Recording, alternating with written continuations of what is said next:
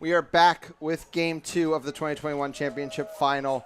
Austin takes the first game after a dominant stitch on pitch period, 155-70 the score. As we move into the second game, what exactly is New York going to need to do to flip the script to some degree in this beater game?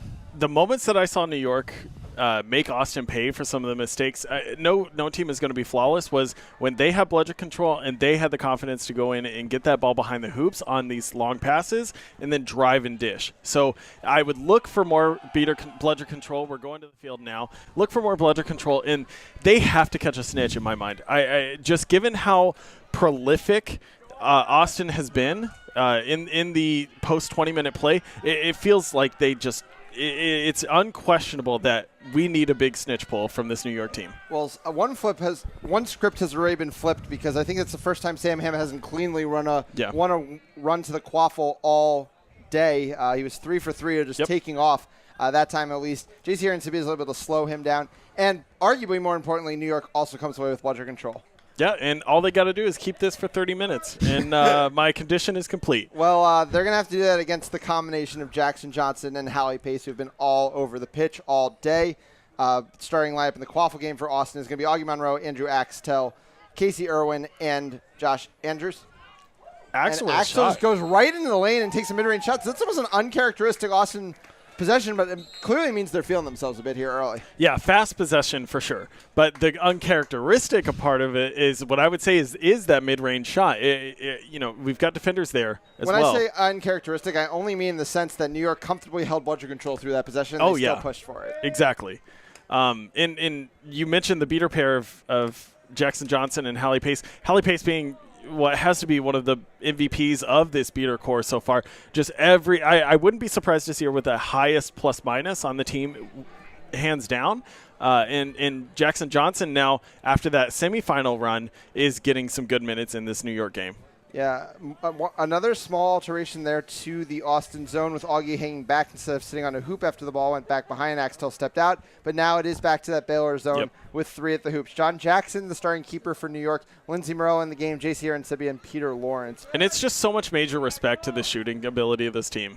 Oh, and that time, Andrew Axtell has no answer for J.C. Aronsibi and just lets him slip right into the lane. He makes the team pay. A big dunk through the center hoop. We're not up at 1. Posterized. I mean, in basketball, we see it all the time. Twitter starts blowing up, and I'm sure we've already got people on it. But my goodness, Aronsibi just, with all the confidence in the world, man-moding it straight through the top side of the hoop, and the receiving end of that play, unfortunately, being Josh Andrews. Yeah. And meanwhile, Devin Lee and Frank Minson are blowing up plays a bit here. They actually forced a turnover back across the keeper's own line. Augie had never crossed half pitch. There's a dispute here in the beater game. It is going to be Austin with all the bludgers. Yeah. This time, Augie Monroe goes right around Peter Lawrence, deposits it through the middle hoop, and they're up 2-1. Huge possession. Bludger control now firmly in the hands of Austin. New York going to need to focus on getting that back, and they may – no. I thought Minson might be making a play towards Hallie Pace. Probably a good decision with how strong she's been in these trades. Yeah, and it will be John Jackson bringing it up slowly. Austin 2 for 2 in the game here early, 3 minutes in, and I don't think anybody. I think maybe New York has failed to score in one possession, but outside of that, it's been a lot of scoring on both sides. Yeah, and I look to get Morella, I think, incorporated into this game as we get it passed towards her here. I mean, that's definitely been a bit of a struggle for the team all year. She has not had the goal output she usually does in a season. They've really pared down the offense. We've seen that 1-2 punch down the right side we've seen all weekend from them. Morella, though, will be a comfortable stretch outlet here for the team. She does have to end up using the reset. And then she throws it all across a second restrictor line, so that is a costly error there for Morella. Extremely uncharacteristic. She is one of the smartest players on the pitch at any given time. And to see that kind of play is just a lapse in judgment, a misunderstanding. You mentioned that they're struggling to get her incorporated offensively, but defensively she's been one of New York's best players. She had 2 interceptions of the quaffle in the first game against Austin and one crucial block. And now, if she can repeat that performance and get in on the offensive end, I think New York has not only a better chance, but a favorable one. Yeah, and we've mentioned the keeper headband moving around a lot for Austin. This time it again falls favorably for them because Monroe is the furthest player up the pitch. Yeah, and he's going to take it easy. He's staring at what was a bludger coming from behind the hoops in time. Yep. Monroe with the ball down the left side. JC Arancibia stepping up high. Josh Andrews now has it on the wing. Back to Axtell. Axtell looking to attack. John Jackson's a little slow getting there. Axtell goes right over Morella. Another goal for Austin. They are laying it on early. Yeah, and this is the start that Austin, I think, wanted. Obviously, the goal against them, not something that they look for, but you can't argue, I mean, that Austin is firing now on all cylinders. Jackson bringing the ball down just over 4 minutes in. Like we said, I think New York's the only team who's blinked so far. 3 for 3 on possessions for Austin, 1 of 2 for New York. Big play there. Frank Minson taking bludger control off. That's what I'm talking about. Let's go. Rosenberg now throwing his bludger back and trying to create an offensive option. Yeah, went for the 1.5, but no answer. And as we see a potential fast break here against bludger control, no, that's going to be stopped in a hurry. No, it's not. Josh Andrews was right there. But he to beat as well. Frank Minson popping off in the middle of the pitch. Are you kidding me? That's one of the he dodges the Haley Pace beat. But I think he might lose bludger control, but it is no bludgers if John Jackson recognizes. He goes all the way back to Arancibia. Arancibia bobbles the pass. Frank Minson just carrying that possession on his back. That was so incredible. 2 long-range beats across the field to keep the fast break from Austin from happening, and then jumping over the Hallie Pace beat. I mean, highlight reel material. Yeah, and it just felt like the Quaffle game from New York has been a step slow in this one. Peter Lawrence, I think, was not the most effective on the position before that. And then, obviously, Jersey Arancibia, how often does he actually drop that pass? Almost never. As far as I've seen, never so far. But, you know, in Game 1, I felt like the Quaffle play from New York was the one that was really performing at a high level. And now that we have the beaters for New York doing that, we're not getting the same from the other end. Yeah. If they can put that together, they've got a chance here, Ethan. But I need to see it on the pitch. Well, unfortunately, Frank Minson has also picked up a yellow card now. Bludger control now with Austin. Probably just too good of a play. They can't allow it to happen too long. Just illegal by default. Yeah. Which means Austin now is going to get another chance to score. Potentially on the fast break. Maybe they'll slow it down, let their beaters create the free no bludger opportunity. It does seem like they're going to choose the latter. Yeah, and Hallie Pace is just going to love this possession now without any real repercussion of I'm losing not sure the beaters control. know how far the Quaffle players are from them, to be honest. But, I mean, it doesn't matter. How do you all. Lose control? You can't. Yeah, and you can't. Hallie Pace knows that well. Casey Irwin on the receiving end of that Jackson Johnson. I knew it was going to happen. Yeah. Jackson Johnson and Hallie Pace play. Honestly, probably the Austin coaching staff just having mercy on me in the first game, not playing Jackson Johnson as much to avoid the mishap verbally. Really, 20-something years ago, I think the Jackson's family and the Johnson's family should have thought about this and how difficult it was going to be for us. Yeah. But problematically here for New York, Austin is really threatening to run away with this game. 4 scores on 5 possessions. The only one that wasn't a score was the Frank Minson out of his mind possession. Yeah, absolutely. We do see a shift change, and we have seen good results from this shift. But again, Mohagog not playing with them. It is going to be David Fox again. We haven't seen much Mike Lee. I wonder if he might figure in at some point along the way as well. Yeah, classic Rosenberg pump fakes with the leg forward to possibly bait, but it's the one that comes out that might surprise you, honestly. Yeah, Howie Pace clears out Rachel Silver, and So it's going to good. be New York who's going to have to use a reset again here. Jackson Johnson pressing high. Lindsay Morello is going to need to be more careful than she was last time. David Fox, I believe, did get back across mid-pitch. It's not going to matter because Jackson Johnson is everywhere. Aaron McBride picks it up. Luis Sanchez bringing it down the side. Oh. A missed beat there by Rosenberg. No bludgers again. Sanchez is in the lane. David Fox comes off broom making his tackle. So Sanchez is going to continue. Sam Ham was waiting at the center hoop. 5-1 Austin. Huge play. I mean, honestly, just full-on improv. We're at the nightclub, essentially, and it's open mic, and Austin's the one stealing the show. CJ Jr. now in the game for New York. Had a good shift in the first game. Was one of those beaters who was taking advantage of, though, a bit in the stitch-on-pitch situation. So far, no changes in the beater game. I mean, how do you get away from Jackson Johnson and Howie Pace the way they've been playing? Such long minutes as well. Hallie Pace not unaccustomed to it. Oh, my goodness. Yeah, and Sam Ham is all over that lofted pass. They're going to run the other way in transition. It's Sam Ham to JJ. JJ gets by Taylor Crawford. Never an easy task. Finally, though, a reprieve from New York. No, it's not a reprieve yet because David Fox couldn't handle the loose ball, and it goes off balance off him. Sam Ham swings it back to JJ. JJ now trying to drive again. He gets hit, so his dunk comes up short. Parada's now trying to close on McBride, throws her to the ground, and I think this pile might finally mean a New York stop. Yeah. No, it's a rugby scrum, and JJ has it. There's no stopping this game. Ooh! Taylor Crawford may have tripped JJ. No, it's going to be a no call. Now call is to come. Credit that defensive stop to the Troy Park facilities. JJ getting eaten up there by the turf. No, but all jokes aside, I mean, such a huge effort from the Quaffle players on New York, honestly. They came up with 2 no bludger stops.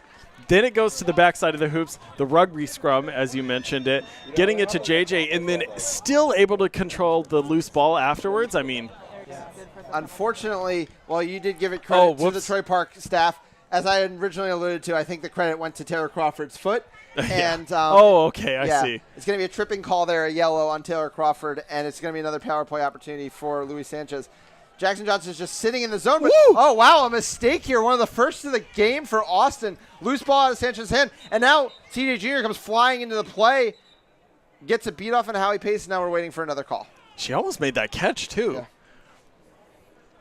I mean, can't speak enough about Howie Pace and what she's been doing. And David Fox is going to join the box alongside Taylor Crawford. Things going from bad to worse here for New York. Yeah, so far away from the play, I have no idea what would have been it. Advantage, I assume, from around the hoops, possibly? Yeah, illegal contact. I thought I saw Josh Mansfield pantomime a shove, maybe shoving a player who wasn't in possession of the ball during that ignoring scrum. the beat. Okay, thank you. I mean, all right, we've seen 4 stops, 4 straight stops from this New York team. Can we get a 5th? It's a tall ask. They do have a bludger, though, this time. CJ Jr., they have 2 bludgers. So they have bludger control. So, unfortunately, they only have 2 Quaffle players. That's the tricky thing here. Yeah. I mean, Austin going to get pretty much every pass that they want outside of something. Ooh, Parada's staying at the hoops. And Lindsay Morello is just floating. I don't even know how you design a defense that does this. Cole Travis comes in, does get a beat off. Oh, and almost makes a catch. And now it's JJ into the lane. JJ does score, and unfortunately, Taylor Crawford's going to be the only one leaving the penalty box. So it remains a power play and a 6-1 lead for Austin. Yeah, obviously you wish that New York could have been at full strength for that defense with both bludgers for one of the first times in the game. But now they have both bludgers and can, although not at full strength, get something going on offense. Yeah, it's going to be Lee and Ayala Silver looking to make the most out of this bludger control. Ayala Silver really impressing me, honestly, this whole weekend, stepping into a lot of minutes as well and she has being been incredibly effective. I think everybody the entire season for sure. Her presence was terribly missed during that Boston series, even though they did end up winning. She's been a revelation for them this season. One of many products that seems to crop up out of the Louisiana area. Another one of those products is beating on the other side, Cole Travis, originally from the LSU program. Yeah, absolutely. Josh Mansfield, who's reffing, also one of the best beaters in the game. Not even crediting him for his reffing. Yeah, no. LSU, Cody LeBeau from Charlotte. Oh, true. And as well as Celine Richard. Man, they really spread out, don't they? The diaspora of Louisiana Quidditch is really interesting. But we'll get back to the game here. Taylor Crawford has the ball down the left wing, still fighting off a power play to David Fox and fighting off a 5-goal lead from Austin. Devin Lee's working from behind. They do have bludger control.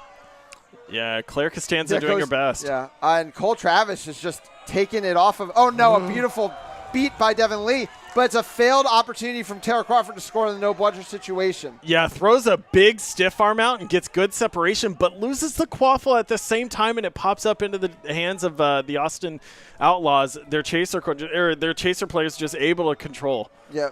Penalty killed and bludger control maintained, but New York's been getting so few good opportunities that you got to put ones away like that. Yeah, for sure. You're not going to get too many, and Davis Rowe getting his first action of the finals here. Yep. Has been efficient every time he's been on the pitch this Sunday. The most efficient, I would say, today. Maybe a minute and 15 seconds to his name and 2 goals. Impossible to beat. Yeah. JJ is taking it slowly in the corner here as they look to wrestle bludger control away. Costanza and I believe it's still Cole Travis. Yeah, there he is. Cole Travis on the pitch. Travis makes a big beat on Ayala Silver. Oh, and a big catch off of Devin Lee. Oh, but loose ball, though, is going to be picked up by John Jackson. I've now fallen prey. Yeah. It's contagious. I'm sorry. Jack McGovern, our spotter here, watch out. You're next down the table. So it is going to be New York possession, but they lost ball control off that lovely exchange out of Cole Travis. Yeah. 6-1 the score. We're a little bit over halfway through the initial period. And Cole Travis is so deceptive. I mean, screaming down the field in full stride, rips a beat, first of all, and you think you've got him in an awkward position, not able to catch it, and he just plants his feet and puts his hand out, able to absorb any sort of beat that you put it in the midsection. Just passes around the edge here from New York as they look at a chance for bludger control. But Austin is just being so conservative with that control, and you're going to need some incisive movement from the offense to force Costanza and Travis to really do anything here. Yeah. And I think I'm starting to understand why New York is playing the way they are. Morella is such a sure-handed and confident ball carrier that they want to make sure that their possessions are smart and controlled, so they have her at the top of the key rather than as that traditional scoring threat. No, she's been a long-time safety valve in the way they run their offense. Even when she was really producing a ton in the 2019 season on the scoring end, it was a lot of from these positions just driving into the lane when the opportunities presented themselves. Floated pass there, doesn't get the job done. Mike Lee's overthrown, who has finally entered this series and this game. We're almost 12 minutes in, 6-1. Augustine Monroe steps back onto the pitch. Tate K joining him. He's going to be playing with Costanza now. Devin Lee outruns K to the ball, which means bludger control and a chance to press. Yeah, and Ayala Silver is pressing up top, making sure that no passes at the top of the key are going to be usable. So they opt to try to get something behind the hoops, but nobody's there. Yeah, I mean, I think Axel, that was a bit of a strategic miss of Josh Andrews. Because, worst case, you throw a perfect pass and Andrews maybe can do something with it. Best case, you just throw it out, or worst case, you throw it out of bounds, and at least the team can't fast break on you. Yeah, and that's this New York team with bludger control. That's what I need to see. They've got a 5-goal deficit that they need to overcome, and it's got to happen through them. Yep.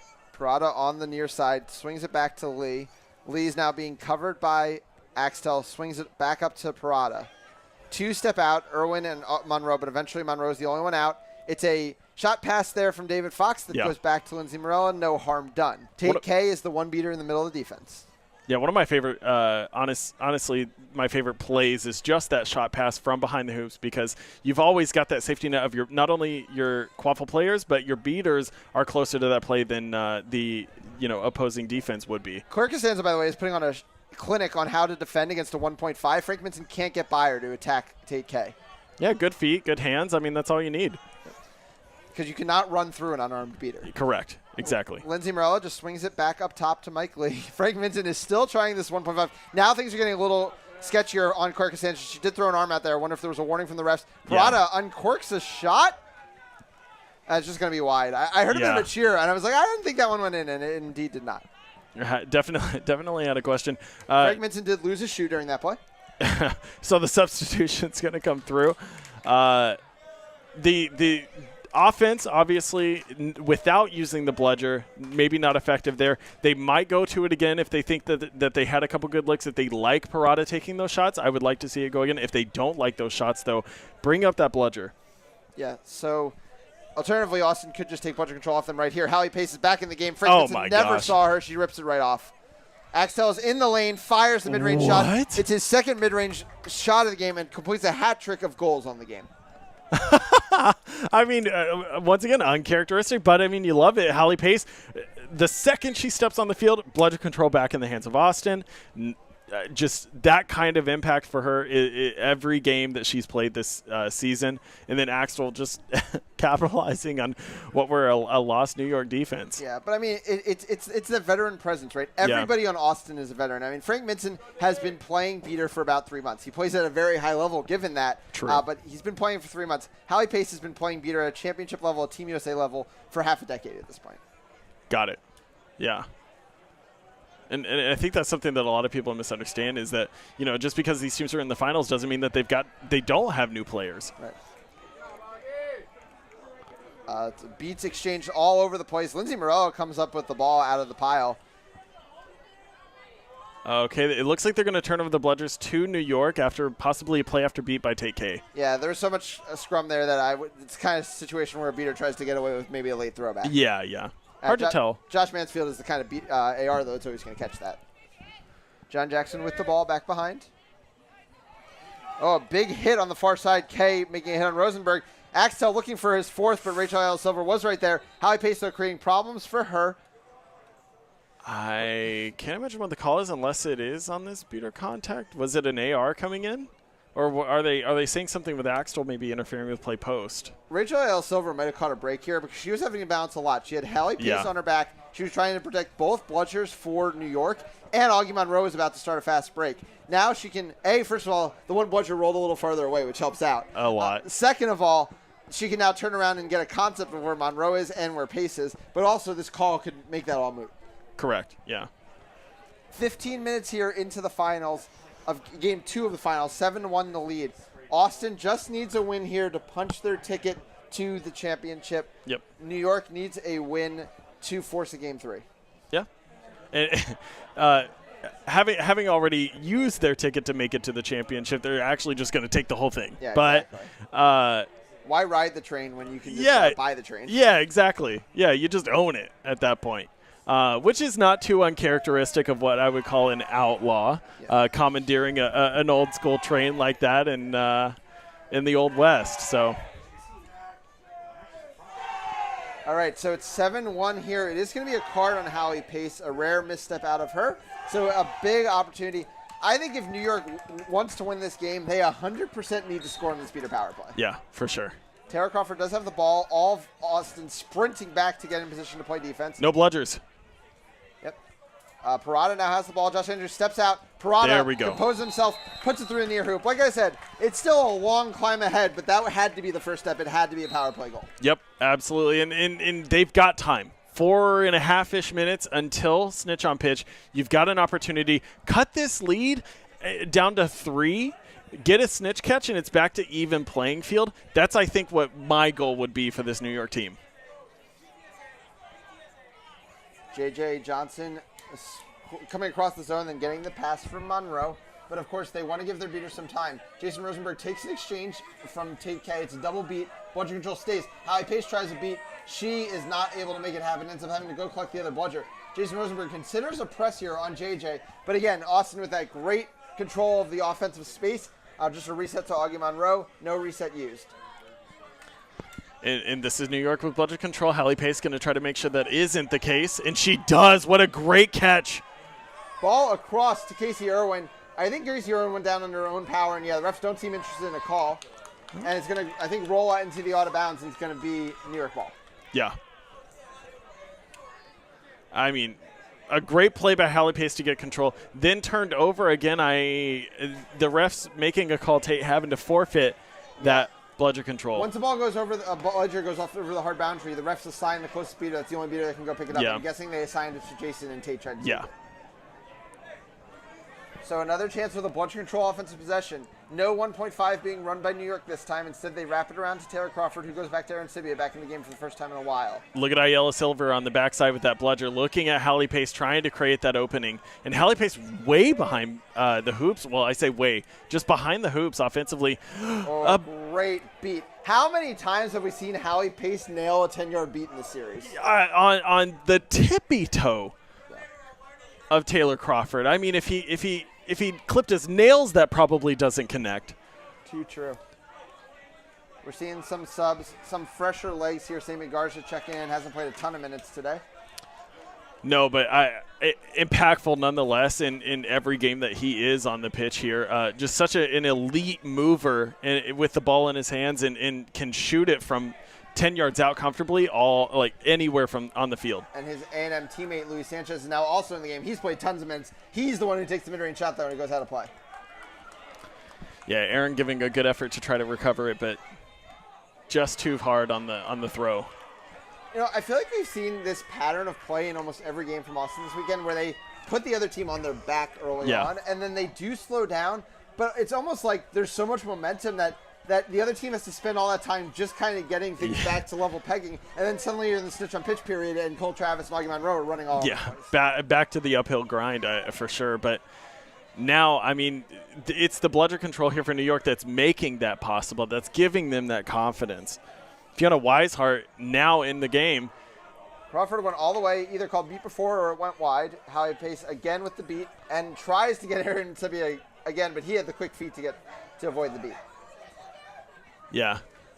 Weishart on the left side, escorting the quaffle whenever it does get over there. And she was creating an opportunity for Taylor Crawford to get that goal. But once again, like you said, the beat coming through too early. Weishart from the RPI program that has produced a lot of players from basically every team participating Sunday. Oh, and an unforced error out of Jackson and Aaron Sibia. Man, yeah, they are crushed on that one. You hate to see something like that come down to such a simple mistake that is so preventable. But John Jackson gonna be coming back from that. Short-term memory, one of his best qualities, I think. that sounds so weird to say. Taylor Crawford goes for a bludger swat. Bludgers are all over the place. Yeah. But Austin's in no rush here because this is the possession where they try to get bludger control for snitch on pitch. Cole Travis and Augustine Monroe do it cleanly.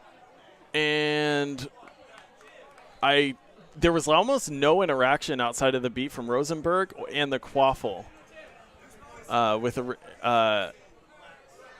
JJ Johnson and Aaron Sibia. Is that on with the quaffle in their hand? Okay, Aaron Sibia has the ball and Johnson is defending him. Yeah. And Casey Irwin's also over there. Yeah, and this is the New York possession now where you cannot lose bludger control. You've got it going into snitch on pitch, and that's something that Austin will prioritize almost over anything else. We saw last game, my favorite part of that entire game was that chess match that they had, essentially both teams knowing that bludger control was the main objective and Austin not resting control of that to New York.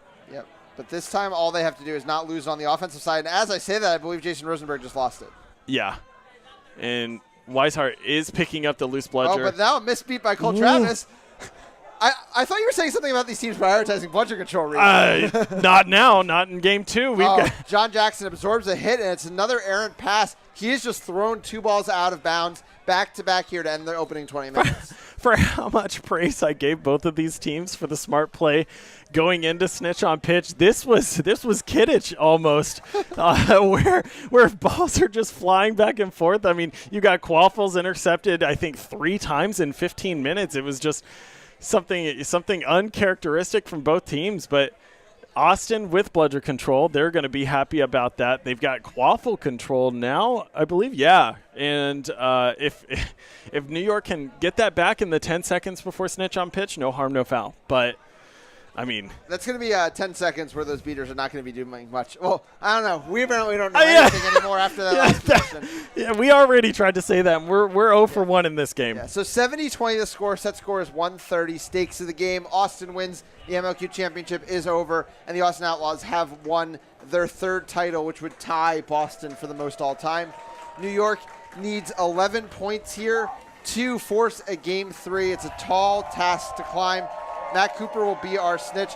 The question is, what strategy does New York come out with? Is it a concede the snitch game, go for the quaffle game strategy? Is it a try to get the catch real quick strategy? Because, both have their merits, but this is the downside of being down 50. You're between a rock and a hard place, and both strategies have their risks. Yeah, I mean, at this point, maybe New York and head coach Parada are kind of going down the playlist and trying to figure out anything that maybe they haven't tried yet they can surprise Austin on. But it's hard to find something. It was chaos in the last 15 seconds. Maybe that's the focus. Yeah. So 7-2 to score, as we said, 130 the set score. We are about to get ready in the extra period with Freddie Salinas and Kellen Cupid, yeah, as the seekers. So much confidence New York has in Kellen Cupid to catch that snitch, and JJ. End-to-end play, beautiful feed from Sanchez to JJ. 5 more goals now separate Austin from a title. Freddie Salinas, I'm worried to say this is a fact, has caught a championship snitch before in USQ. I don't believe has ever caught one in MLQ.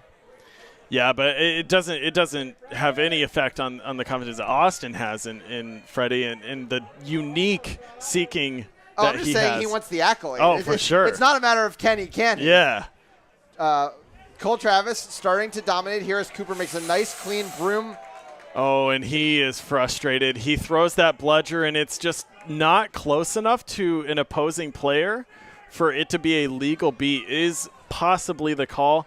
And from the looks of it, Cole Travis might be agreeing with them. Yeah. Just given with the initial steps off the field. Yeah, I call it the Max Havlin. I mean, all top beaters use it at this point, but Havlin was one of the earliest users when the rule got put into effect. And you just have to find someone who's at least in the ballpark to fire at. And I think it is just a back to hoops, so no card being assessed. Kind of split the difference between John Jackson and Weishart. Salinas is beat out again here. John Jackson now looking to run on no bludgers. Wrapped up well by Sanchez, who's really plays big for his size, I do got to say. I mean, it's amazing. I practiced with him for a long time, and one of the hardest players to get through to try to get a score. Pins the arm extremely well. Yeah, so this is going to be a scrum that's going to result in a quaffle turnover to Austin at the 10 mark. And all kinds of beater play. Cole Travis comes out on top and beats Cupid. Salinas now has some free time with the snitch off of the absolute intense. Can we just watch Boston, Austin, New York beaters play a simulated snitch on pitch game 24/7? Yeah, that was the most entertaining thing in Quidditch. Yeah, for sure. I couldn't contain myself on it. I mean, Cole Travis just thanking genetics for the fact that he just has a little taller of a reach to keep that ball away from Weishart, who was smartly trying to swat it away to consider him beat. Meanwhile, that 10-second scrum was resolved, so the ball is going to be in the hands of Sam Ham, who's been wearing the green headband snitch on pitch both games now. Cooper not caught yet. Salinas is going to get a free chance, I believe, off of the restart. Austin has to be the team with the widest variation of green headband wearers in the tournament. But that's something that their head coach Juan Renteria has talked to us about before the season, or before the weekend at least. It's something that I've been trying to work into some of my coaching strategies as well, because one of the best things about the green headband is you can't be beaten your own keeper zone. So you need to maximize the value of that fact. Yeah, for sure. And Devin Lee trying to find everything there with a beat on Augie, sailing it through, but unfortunately stiff-arming the poor guy. Yeah, doesn't get to the bludger before Augie does and ends up losing control because of it. Yeah, Salinas still the seeker. The question is, when is Josh Andrews going to come into this game? A huge tackle there from JC Arancibia, but J.J. Johnson's able to maintain control. Almost a catch there for Salinas. He's so close here. If he's got the energy, he will be close, or he will have a good shot at it. Yep. Slow walk down here from Hamlitz. And this is a classic strategy from Austin. They want to give their seekers a chance. Josh Andrews now. Ooh. Big beat there by Lee. Yeah, a quick turn into the quaffle play, which has been surprising for both sides. In the first game, I think New York was surprised whenever Tate K turned around and was beating the ball carrier. Now, on the other end, we've got Devin Lee doing the same thing to JJ. Yeah, but New York needs to start scoring some as well. Yeah. I mean, they're not scoring against these no-budget situations. They're not really scoring for much of anything so far in this game. Yeah, Devin Lee just trying to get bludger control. Weishart is going to pick up a bludger. We get beat immediately by Augie Monroe. Jackson to Crawford. Crawford back to Jackson, and then back to Arancibia. And Serbia needs to make this one count. Gets JJ out in the air and dunks on the far hoop. Another posterization here. And just a great effort from Erin McBride to try to get up there. She's always going to put her body on the line to make a play, and that time Arancibia just getting the better of the two. Matt Cooper, meanwhile, out here doing something you don't see a ton from top-level stitches, but just shows his respect for Josh Andrews. He is doing a straight-out jogging to keep out of Andrews' way. Yeah. Ooh, big tackle. Yeah, big contact, and CJ Jr. comes back into play, and it's pretty obvious that New York is decided they're taking the gamble of playing the quaffle game. You have to. I mean, it's you have to find something. You need some sort of advantage. This could be your opportunity maybe to close the gap in some of the quaffle game, and maybe, just maybe, you're able to sneak a catch whenever they're engaged with Josh Andrews instead. Yeah, I'd say the windows for Iannucci have been small, but they have not been non-existent. I won't go that far. Absolutely, and Iannucci is sneaking in here. Yeah. And now I believe when he'll be around, I don't think Josh Andrews is going to risk the 50-50s. Oh, Iannucci's back behind, can't make the grab. I was so sure that he got it that I almost choked. Yeah, Iannucci is shooting all behind Cooper. He's got the catch. No. Oh! Called no good. Play continues. Taylor Crawford trying to drive on Casey Irwin. Goes right through Aaron McBride. It's another goal for New York. Momentum, you feel it. Even though it's only a 1-goal swing in the play, you've got a faux catch of some sort. And Josh Andrews almost comes up with a grab as well. I'm not sure if he actually caused that sock to go flying, but the sock did go flying off the back of Cooper. Oh, my goodness. The beater played Jackson Johnson. Kellen Cupid just leaped a beat. That was a full-on keeper dodge. Josh Andrews going for more of a Harry Greenhouse approach here. The set and go low, but even that's not having an effect on Cooper here. Davis Rowe, with his efficiency back in the game, goes over to Sanchez. Yeah, Kellen Cupid set back to hoops. We talked about Sam Heimowitz with a quick first 2 steps. Davis Rowe almost puts that on to shame because of how quickly he can get in and out of a break. Yeah. Oh, Josh Andrews gets close there as his beaters clean up Cupid again. It's a slowdown here from Austin. It will be a reset used as they throw back into their keeper zone. Yeah, CJ Jr. just got to be walking hip to hip with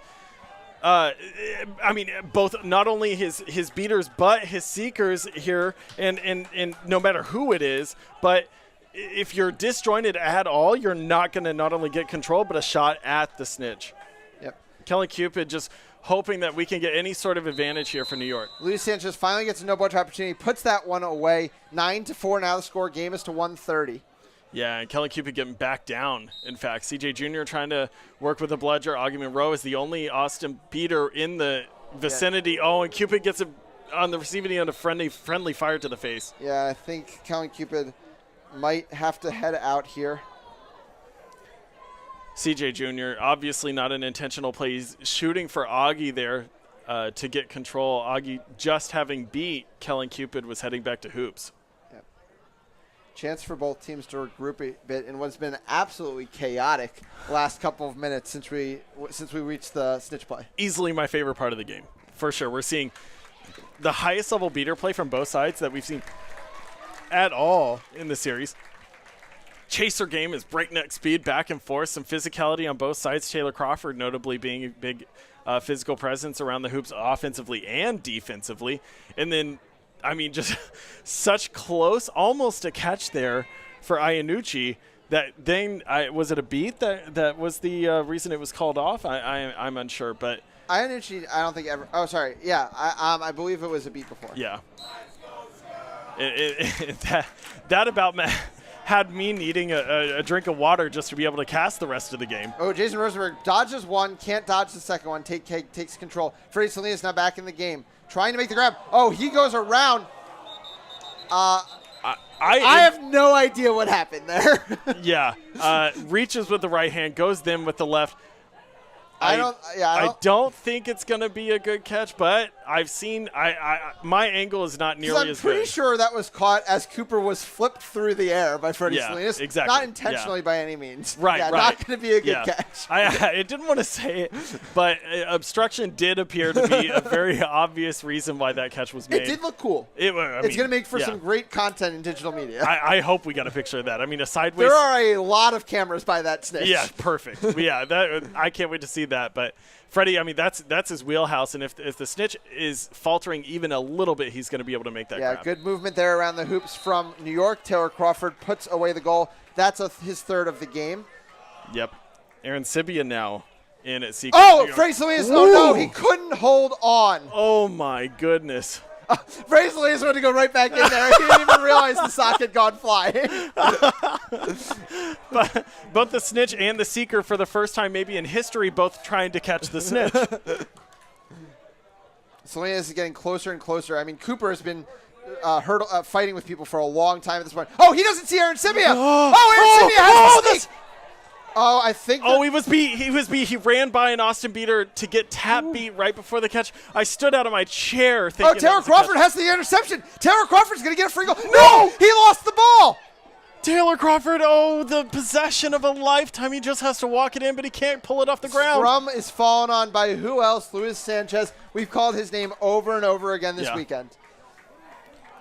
Oh, my gosh. I wish I had a heart rate monitor. It would just be skyrocketing right now. I'm getting cardio sitting in a chair. Josh Andrews now getting his second look at Matt Cooper. Gets a very quick shot to the back, but to no avail. Yeah, another one. This time he trips up Cooper. Cooper, credit to him. The longest snitch I've seen thus far today. Especially with this much contention, because he's never getting beating help from New York. No, not at all. Awesome to see. Cooper only his second game of the tournament, too. He wasn't able to be here yesterday, stepping up in a big way. Yeah, Austin now getting a chance to use bludgers on offense, too. Sanchez bringing the ball down the right side. 9-5 is the score. Devin Lee going to get beat. Yep. Mike Lee now with the tackle. CJ's in the quaffle game, but so is Tate K. He beat CJ right out. Yeah, this might be a bit more of an investment in the quaffle game from both teams here. Oh, a big tackle here from Frank Minson in the beater game. Augie Monroe is used to getting hit, not used to getting hit in the beater game. Yeah, that's a fact. Self-proclaimed Augie not a fan of contact, honestly, even though he is one of the ones who draws it more often than not because of how much he drives the ball, but doesn't praise himself on as a big physical presence. But, you mentioned Minson getting the better of him there. Not too rare for Augie. I do want to correct myself. Isaac Serna-Diaz is actually playing his first minutes of the game, and he's the one who came up with the foul. We're getting another card here out of New York. It's going to be John Jackson. Or no, it's going to be Lindsey Morello for the illegal contact. But yeah, Serna-Diaz, the young beater out of the Rutgers program, definitely a future contributor. Number 34, New York, push from Still behind, young, 1 minute. No advantage, it stays right there. Both on the field, a ton of practice minutes. Definitely will factor in the future. Finally, happy to see him get a couple minutes here. Yeah, for sure. And minutes felt, I think. Augie definitely not coming up the same way he went down. Oh, Josh Andrews has the catch. And this one looks clean. It was simultaneous to the goal. Yeah. If both things are ruled good, we have our 2021 MLQ champions. It is the Austin Outlaws. Once again, this is called good on both ends. Both things would have to be called good. Catch is good. Okay, but it looks like the ball is still with. Oh, I think maybe not a goal was scored at all. Oh, okay. All right. Well, even still, huge for Austin. Now they can commit every resource into the offensive end and look at this opportunity. And Axel the ball. He subbed in for Davis Rowe, who must have picked up a knock on that tackle there. Once again, Morella, one of their best defensive players, is off the field. I don't know if I could be selfless if I'm Axel here. I kind of think I'd want to try to score the goal. He is going to be selfless, though. Sanchez in the lane. Sanchez goes to the far hoop. And that's a win. The Austin Outlaws are your 2021 MLQ champions. They complete the triumvirate, their third title to match Boston. Such amazing gameplay. They came in thinking they were the favorites. They showed everybody why that confidence was well seated. Yeah. Outlaws on top, Austin on top, Texas Quidditch returning from the long break and asserting its dominance once again. Probably the longest we've ever gone without a Texas team sitting on top of the world in Quidditch, and they've proven themselves again there. Yeah, for sure. Let me fix this just a little bit. Hang with me for just a sec. All right, now we are on. But I mean, one of the best lines of the weekend, I think, was Noah Schwartz mentioning that you are not allowed to play Saturday Quidditch on Sunday. And to be honest, I didn't see any Saturday Quidditch in this finals. Definitely not in those pitch-on-pitch periods. Oh, my God. That was everybody on the pitch giving 120% game minute in and minute out. It was absolutely awesome to see. Yeah, for sure. And so much credit to both of these teams. I want to talk about New York first with just the heart. I mean, Mo Haga going down in the semifinals, obviously a pretty big blow. Not something that you ever want to deal with as far as injuries. And on the other end, Casey Beavers being the one going down in semis. Hopefully those two are okay. But, I mean, New York with flashes of just, like, absolute dominance.